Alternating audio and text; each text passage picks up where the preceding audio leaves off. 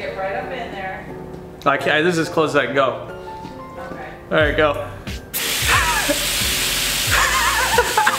What is up, YouTube? My name is Alex, and this is my 2003 Mercedes-Benz E55. And today's build video is gonna be a little bit different than the ones you guys are used to, but different in a really, really good way, so let me explain. In today's video, as promised from the last build video on this car, I'm gonna show you all my dual nozzle water methanol injection kit. The difference here is that the kit is basically already all installed on the car. So you might be wondering, what kind of install video is this gonna be if the whole kit is already on the car? Well, it's gonna be an awesome one. Most of these water methanol injection kits are totally universal, meaning you gotta figure out where you're mounting the pump, how you're gonna run the hoses and the wiring, where you're gonna put the nozzles in the tank, etc. So I figured instead of me showing you experimentation of me running hoses and wires everywhere, trying to figure out where to mount the pump, I figured why not do most of the installation, obviously it's not totally done, and then show you everything totally naked.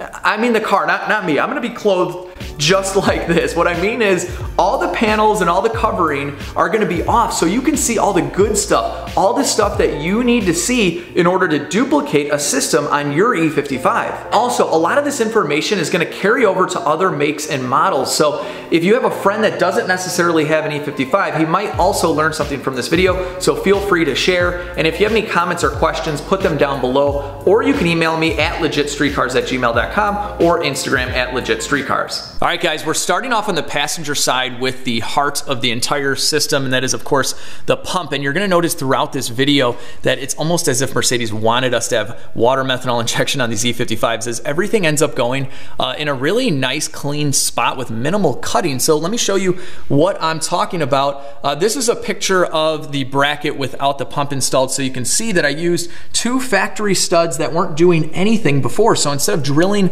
the bracket into the car, I ended up just poking a couple holes in a straight piece of aluminum, using that as my mounting point, and I used some thick rubber as an isolator and two large hose clamps, and it worked out really well. This pump is mounted very firm and it's not going anywhere. If we follow this corrugated plastic sleeve upwards, you'll see what I used for my reservoir for all the fluid, and that is just simply the factory washer tank. And the reason I did this was I didn't want to have to mount a tank all the way in the trunk and run lines everywhere. And also this has a factory level sensor right back here, so when the fluid level gets low, you'll get a warning just like you would with your washer fluid. So what I did was I removed the entire tank and I installed this fitting. I drilled and used some of this E6000 goop that works really well. That's what Snow Performance recommends. And also, don't skip out on taking this tank out. It was really gunky on the bottom here, so I cleaned the crap out of it. And then also the outlet to the pump. So basically the main feed is right in here.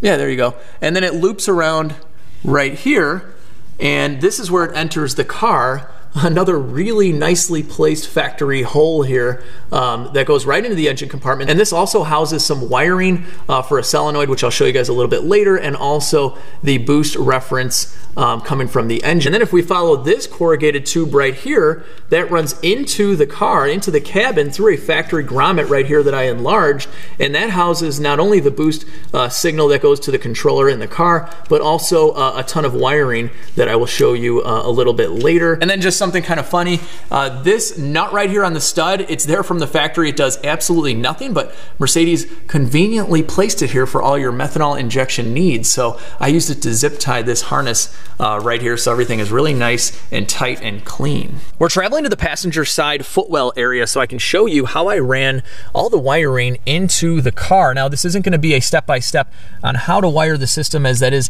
outlined in the instructions pretty well, but rather I just wanted to show you kind of like how everything's laid out. So this is that grommet in the firewall that I drilled out. I ran my little corrugated sleeve in here, and inside the sleeve is all the wiring and also that boost reference line. To pull grounds, I didn't drill into anything on the car for all my grounds. I just used these factory ground studs right here. They work really well, as Mercedes decided to put them there. So all my grounds are split up between these two studs.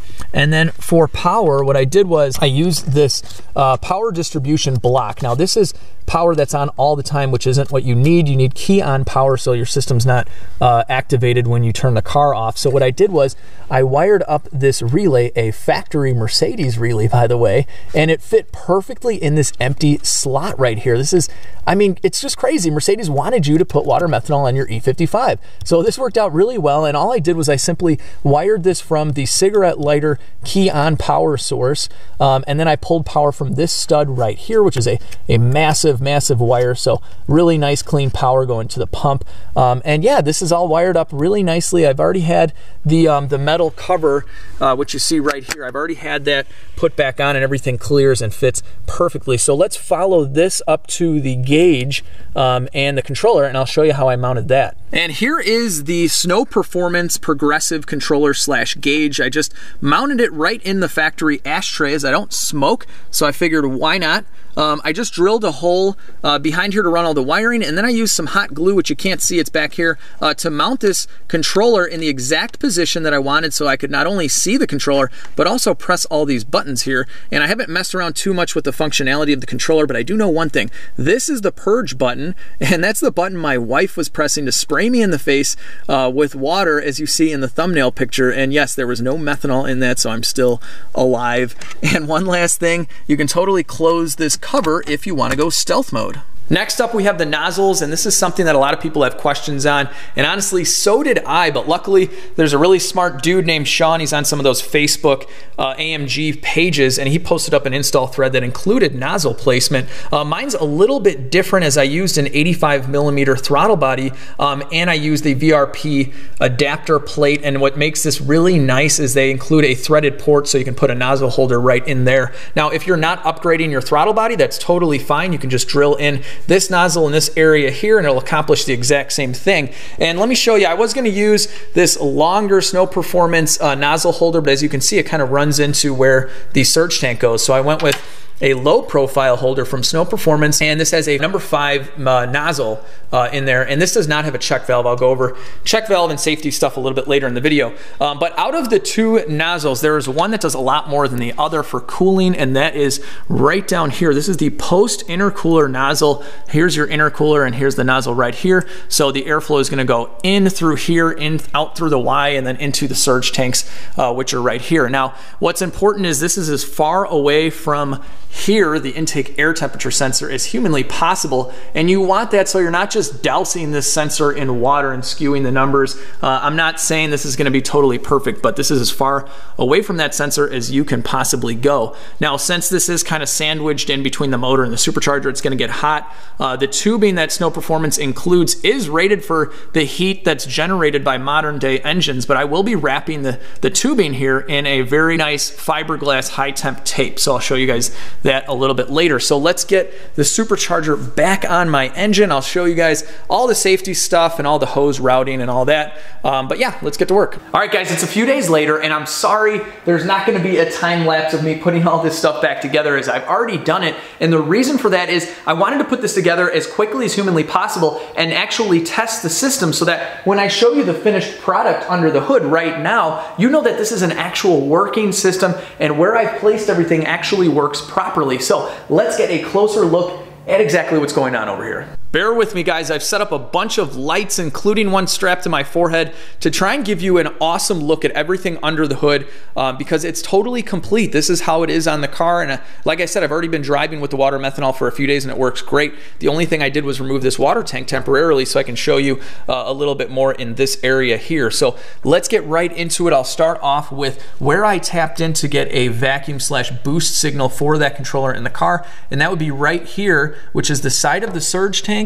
And all I did was I drilled and tapped in a barb fitting, and then this is just regular vacuum hose that is wrapped in this high temp heat, of course. And then if you guys can see it right here, that is where it goes into the cabin. There's a factory grommet here, so I just poked a little hole in there, fits in really nicely. And then on the other side, it's right here, and this is where it leads into the vacuum hose that goes into the back of the controller right here, and then it goes down into the plastic corrugated sleeve all the way into the cabin of the car to the back of that controller that's in the ashtray. So if we continue on with the corrugated tube right here, if you follow it along here, it's tucked in really nicely here, right underneath the cowl. and it goes all the way to this thing right here. And what this is safety number one I wanted to talk to you guys about, and this is an electronic solenoid.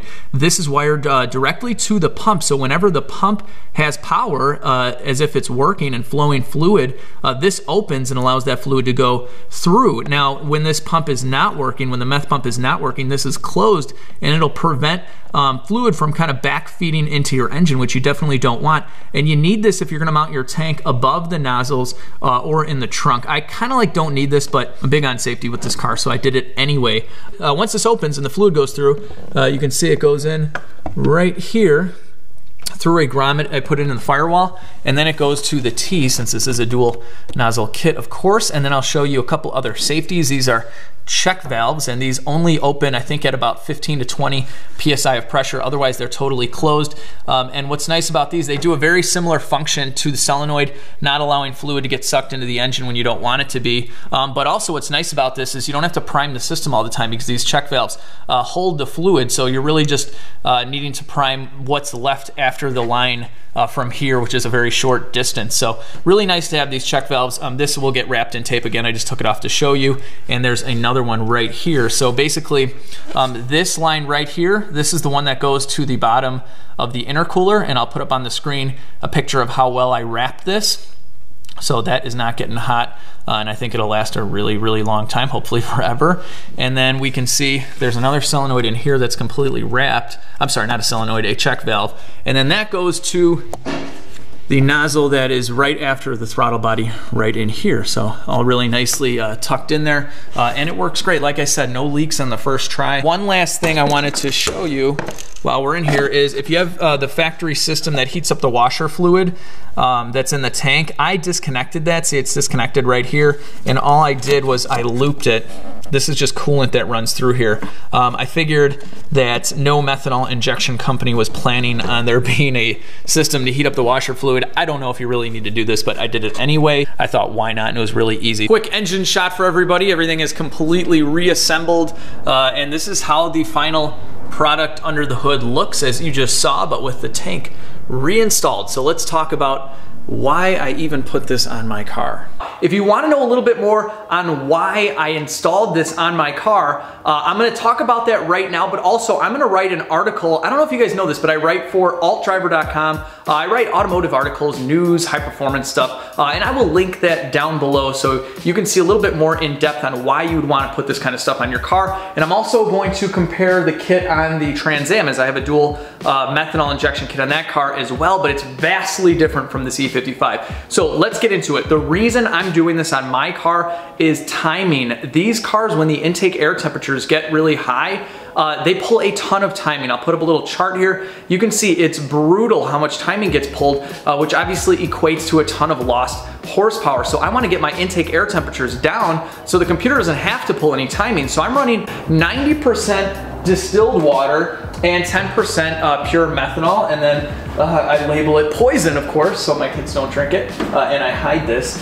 So I'm doing this for cooling purposes, where the Trans Am runs 100% methanol, and it's totally dependent on that methanol in its fueling map. So without the methanol, that car would go super lean, and that's very dangerous. And that brings me to my third and final safety on the E55, and that's that I'm not going to be tuning for the water methanol injection at all. So we're not going to be pulling any fuel out of the normal fuel map, and we're not going to be adding any ignition timing. This is strictly for cooling so that the car doesn't have to pull any of the timing out to begin with.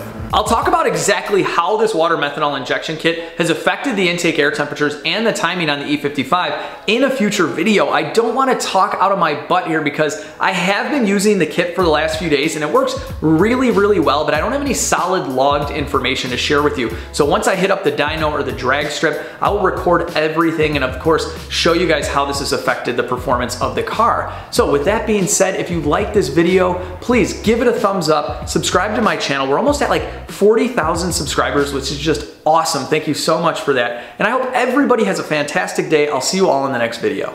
Okay, you're kind of out of the shot probably at the end of your...